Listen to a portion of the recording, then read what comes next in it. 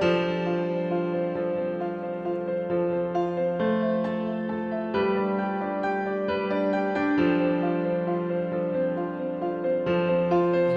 れが今さっき見せた小学校5年生の時、日本小学校で撮った写真。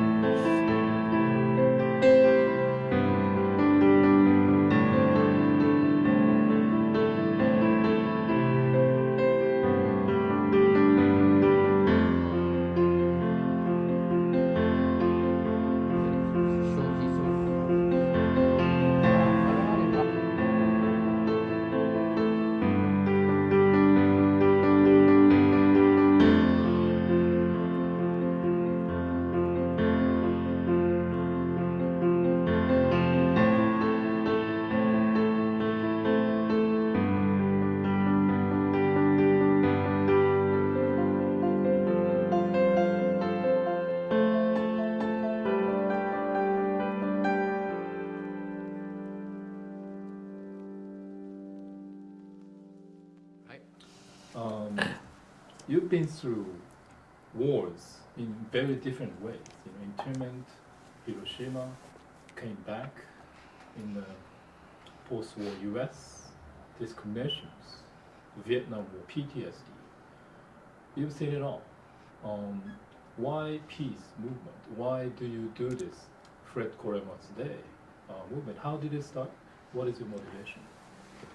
That's another question everybody asking me, Well, first of all, I did the piece. We began Hiroshima Kai. We founded together with Hiroshima Bank, Hiroshima Sogo Bank, Ube Kosen. We started Hiroshima Kai in New York because we don't have a Hiroshima Kenjin Kai to get together. And whenever Carp, the baseball team Carp wins, we celebrate. When they had in May, when they have this beauty contest for married women, whenever they have that, they bring these beautiful girls, married women here. That's how we started. But early 1990s, the bubble burst in Japan, and when bubble burst, all the banks closed. But out of the 30 some odd banks, only 3 survived, but most of them went back to Japan, just like Hiroshima Bank, Hiroshima Sogo Bank. So we're left with the local people, and we didn't have too much funds to continue on. So in 1992, I met Reverend Nakagaki. He just came from Fresno at that time, and he worked for the Buddhist church. And he wanted to do something, and I wanted to do something, different. Hiroshima stands for peace symbol. I grew up in Hiroshima. So we started to work together. In 1994,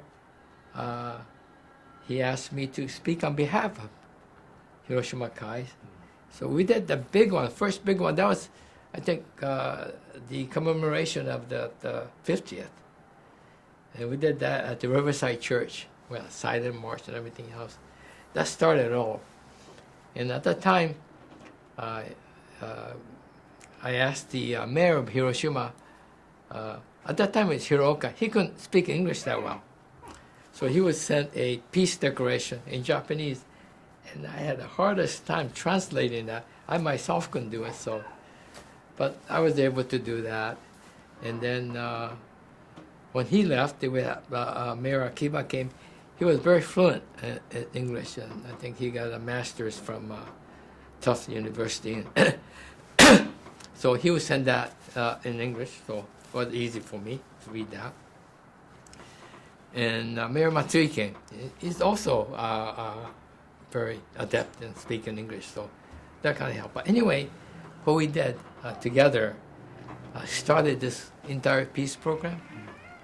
In a way, this peace program is like, I know in Japan, Hibakusha, because of the nuclear weapon, because of the radiation, they do that.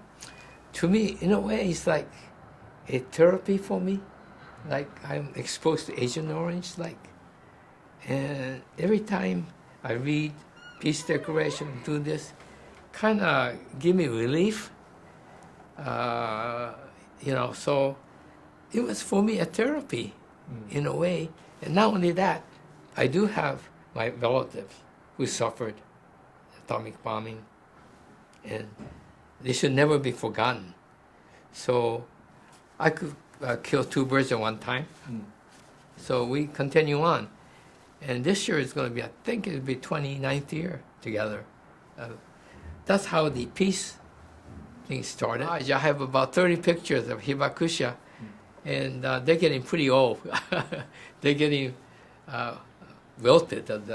But anyway, I have it. Sometimes I use that, these pictures at my speeches. Last time I gave it at Morristown Rotary Club, talk about Hiroshima. So I get to use that. And also we use that, last 2 years we can't use it because of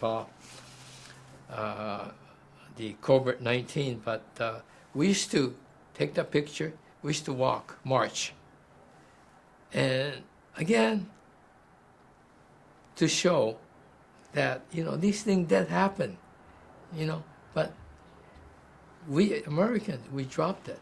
And people in Hiroshima, especially hibakusha, is watching, and I was able to ask the Shin Hiroshima television to cover the story for us, and they've been doing that for almost 15 years. They send that story back to Hiroshima, so hibakusha and their loved ones could kind of watch it. That's very important, because they're the ones that suffered so much. They're the ones that are pushing. I mean, unless you go to war, unless you experience the atomic bomb, you don't know what's it about. Unless you go to war and all this. War is horrible. I mean, look at what happened to me. I'm laughing, but still, when you're there experiencing it, it's terrible.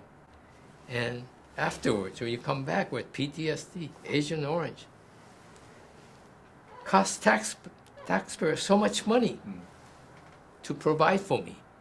Really. For what? The Vietnam War was nothing. It was, I don't know, somebody trying to show their macho-ness. I don't know. But I think peace movement is so important for our peace of mind. Next war, with the nuclear weapons, it's going to be end of the world. No question about it. And I was telling the last story when Reverend Nakagaki did the non-proliferation of nuclear weapons. I just mentioned 6 years ago when President Obama visited Hiroshima to show his respect. I was able to go back to Hiroshima, Japan, Gion Elementary School after so many years. First time I got back. And the principal of the school over there was also his uncle was in the camp, and so I went without a call, and he says, "Okay, we'll let you talk to our student." And they had the Heiwa Gakushu, which means a peace class, just like a curriculum of learning science and other arts or whatever, And there were 200 fifth and sixth graders.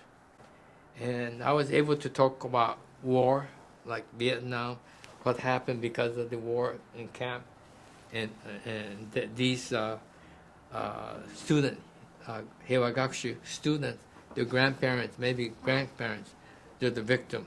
So, and today I brought their thoughts. I mean, they wrote a report on it. Very interesting remarks of them. But it was a learning experience for me. The fact that I went to this, I was able to talk in front of these kids, 5th and 6th graders, but about an hour or so. At the end, there was question and answers. And this kid asked me, "Mr. Furumoto, what is your opinion about peace?" I said, "Well, It was kind of tough question, you know. I mean, how could you answer, you know? I could say, well, you know, because I went to Vietnam, I need peace and this and that. But, well, what do you think, you know? I turned the question around to him, and I heard a best answer I could have really gotten. And he said, Mr. Furumoto, see, my buddy next to me says, you know, be friend to him. Be friend to the person next to you. That's how friendship, that's how peace starts. And what an answer. He said, adults think too hard. But I think peace, I mean, I think really adults, maybe people at the top, they just want their exercise their power and authority. I don't know what it is. I don't know if they've gone to war themselves. I don't know if they experienced atomic bomb themselves. Maybe they could answer that for me. And then you talk about non-proliferation. Anybody going to use it, it's the end of the war, end of the world, really. Think about it. But anyway, that visit by Obama, the first sitting president to go, it took a lot of courage on his behalf. First sitting president. I give him a lot of credit. You know, a lot of veterans are probably against it. A lot of people are against it. But he did. He didn't go to apologize. He went to show respect. I really, really have a lot of respect for that. A lot of admiration for somebody like that.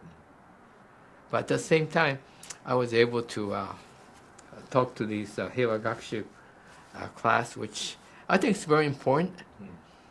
I think, I don't know if all Japan has this class, but if Hiroshima starts, I think they could start. I think United States, maybe with the Fred Kuromatsu Education Foundation, they could start. I mean, really, you talk about war, you talk about peace, you talk about these facts. I think it starts from there, you know. Back to Fred Kuromatsu, I talk about peace in Hiroshima.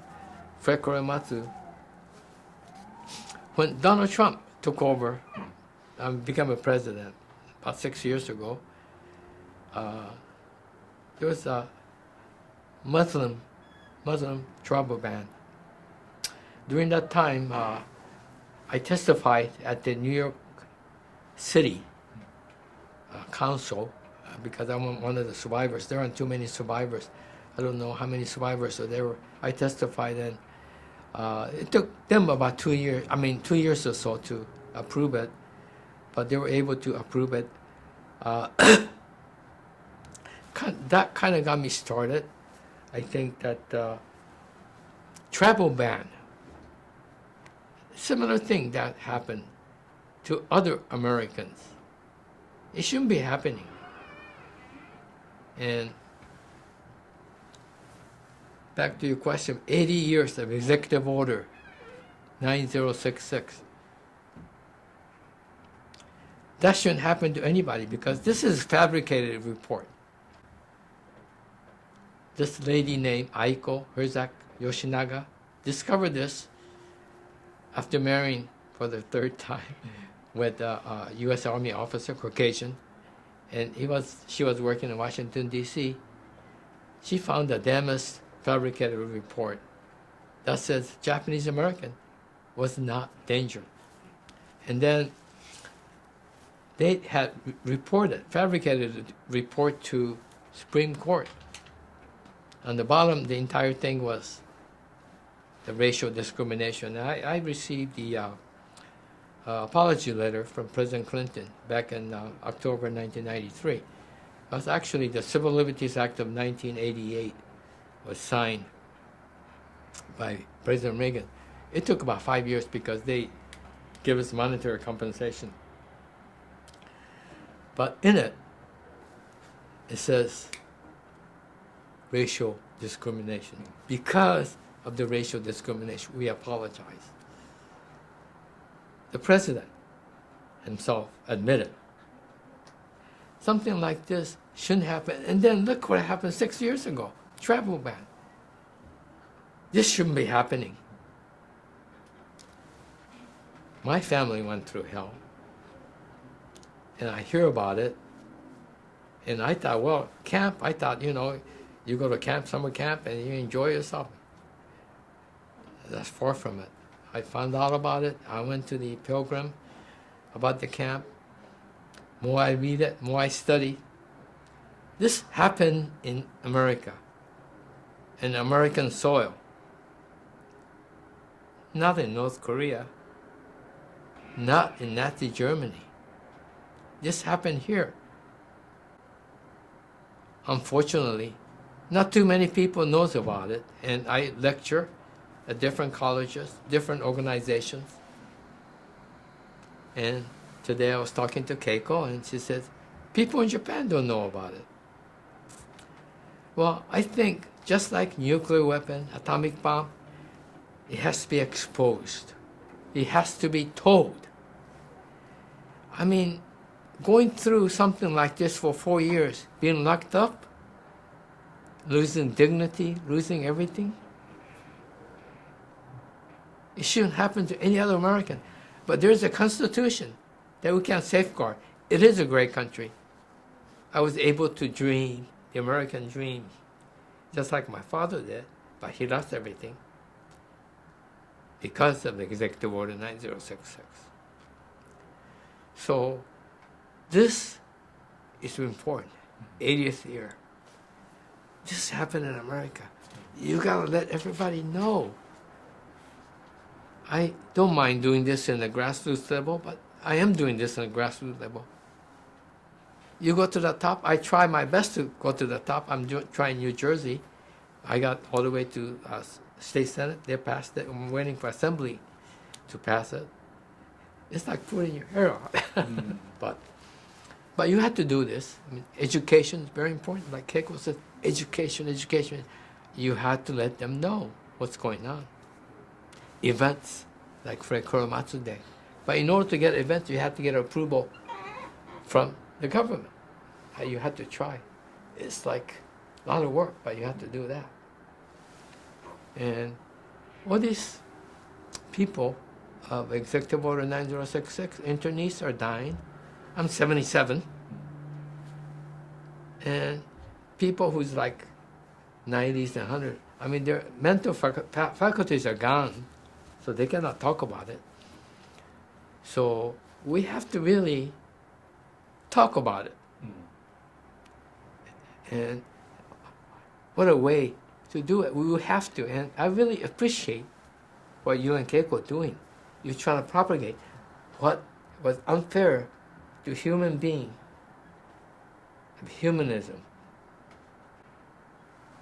I enjoyed listening to the conversation you had with Karen Korematsu on the occasion of the third year of Red Korematsu Day. She was mentioning about her father, Red Korematsu, not being sour, not blaming the government, but he is doing this so that it's a principle that this shouldn't happen to me, but it shouldn't happen to anyone, American citizen, because we have constitution. I think that tells you something, right? About because he denied the draft, he denied the being sent to the camp, and he was arrested and sued and lost the court case. He's not really vindicated yet in Supreme Court. Still not after so many years. But you are fighting for him, fighting with him. What does it tell you about this living with Constitution, living the principle? Well, just like nuclear non-proliferation, people at the top, very difficult. You have to start from grassroots sometimes. But you can't say, somebody will do it, nobody gonna do it. I'm happy that I started, I did in New York City. I testified. This year I kind of testified on behalf of HR 40 for the black people who's really suffered a lot. In Fort Lee, 50 years ago, I came here with PTSD, not knowing what my future is going to hold. Maybe, I don't know. I mean, I had absolutely no idea. But the fact that my wife married me, lucky, and we started our Furumoto Realty Company, lucky, where I got myself a job. And also, being lucky, I was here in Fort Lee. Maybe timing's good. Japanese people, Japan became number 2 economic power. They were coming in to New Jersey, New York, tri-state area. And so I was able to do business together. But Fort Lee had supported me. And the mayor is saying that he and I know each other since he was in high school. It's a long time ago, because his brother and I worked together. And I sometimes was able to talk to him about Fred Korematsu. He says, this is no-brainer. Look at the facts. 1, 2, 3. October 16th, 2020. We got it done. We did 3rd year. This year, like a town hall with a mayor, a librarian took to herself to do it together with me. That was nice. And Karen Korematsu. And like Keiko even asked questions. I mean, that's, even though it may be small people participating, but today, with online, with YouTube and this and that, you could propagate. But you have to do it. Somebody will listen, and hopefully they'll become leaders. Now, you don't have to say, well, it has to be today, it has to be tomorrow. It could be the future, but the fact that we do it on the grassroots level, anything will help. And especially today with high-tech generation, that could be done, you know. I'm not good at these things, but as long as I keep on talking, maybe my voice could be heard. Your father, first of all, your family, Fred Korematsu was in the same area with your father. He was sued. He fought the legal war. Now he's one of the icons of democracy in the United States.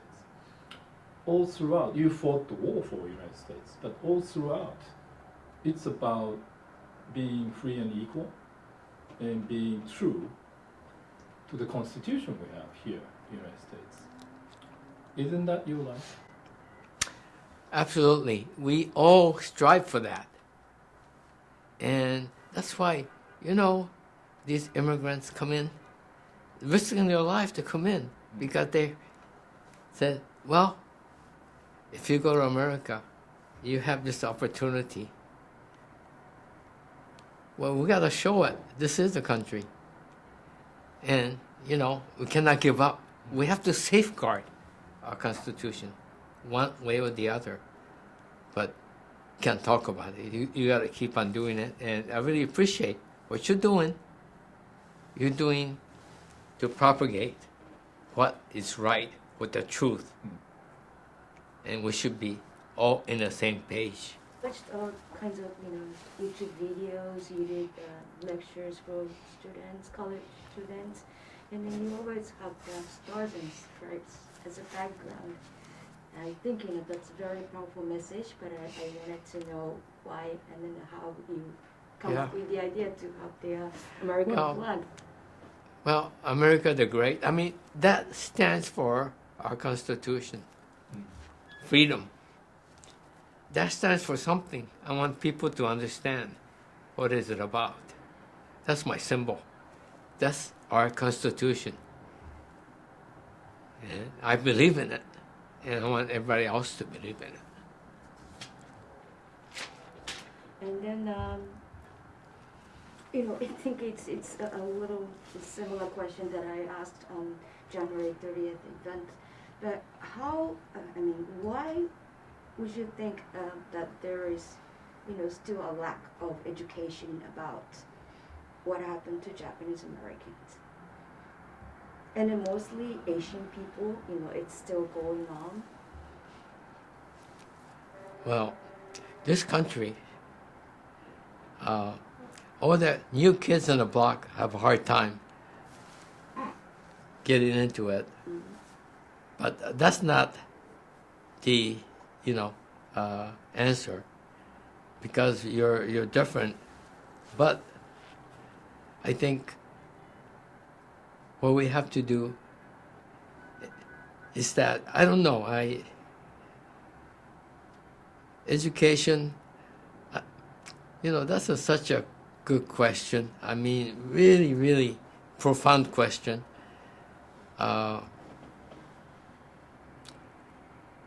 Only way I could answer is that you yourself, together with somebody who believes in your principle, work together.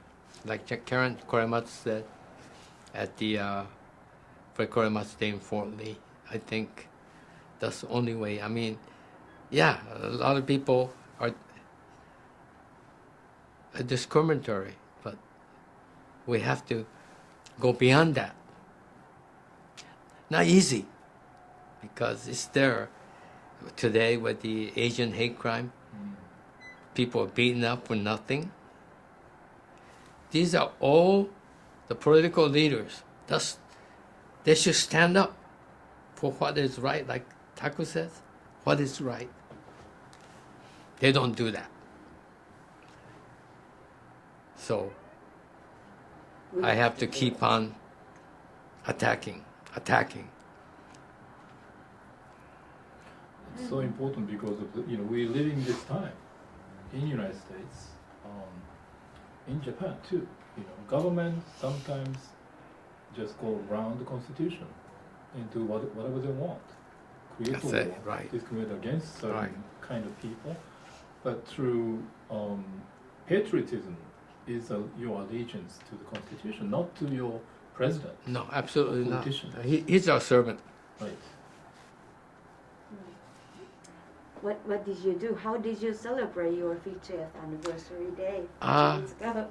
Well, that our anniversary coincides with Fred Korematsu's birthday. Right. So what we did is we watched the one New York City Fred Korematsu Day at 7 o'clock. Mhm. And Karen Korematsu's one in California had that one at 8 o'clock. So we can go to dinner, but my son, Scott, he's in San Francisco, has sent me a steak, ribeye steak, Great. frozen, but still, I mean, in hot ice. So I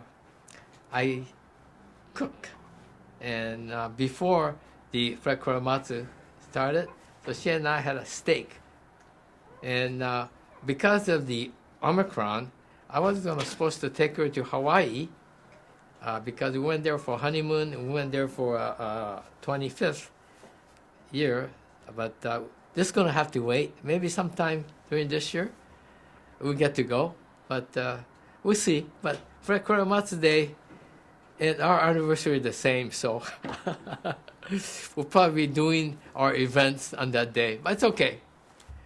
It's anniversary is a symbol. Maybe what a way to go! A symbol of like Freedom Day, like what Korematsu preached. Nice. What is your support, or I don't know, is it called Blaze? Oh, I had 9 fractures in my lower vertebrae back. Summertime when I moved from there to here, lifting heavy. And I spoke to a cardiologist because of Agent Orange, like I have 2 heart surgeries. He says, a lot of men don't usually get osteoporosis like you. And I had met the specialist, and I'm going to take the blood test. They're going to check on bone marrow, see if it's connected, because I do get disability for my, illness or disease that I have. But, I mean, whatever we have to defend the country, I mean, I volunteered. I'm not going to say anything. I just keep on working. And you were taking pills for the Well, yeah, I've been heart? taking, for my heart, I've been taking pills for the Diabetes. last 20 years. The pills I get from VA, relatively cheap. Of course. Yeah, Mm. so that's okay, but it still costs Mm. taxpayers a lot of money. Right. Yeah, unfortunately, yeah. But Well, keeps me alive. But you know, some sorry. many people, you know, I know a few people, veterans. They're really sour, and of Mm. course they should be, and accusing the government of let them go through hell. But you never do that. No. Because you did your job. No, I mean, it was my job. Mm. I mean, like, we have a family. If somebody's going to beat up on family, I got to protect it. Simple as that. Mm. Just like the kid at Hiragashi said, very simple. Mm. Don't think too hard. Mm. I really appreciate what you do because, and your father, Fred Kuramatsu, and many others, that your human rights were violated. Your parents, you know, your 120,000 people violated. And you had hard life, you know, being sent back to Japan, going back, hard time coming back, and you fought for the country. And you never accuse the country itself. You never accuse the pledge the country makes to you as a citizen, even though they sometimes betray you. What does it mean for you? It's not the country betraying me. Constitution is there, solid, written in stone. It's the people around it who deviate from that. So we have to keep on pushing and safeguarding that stone. That I like to do.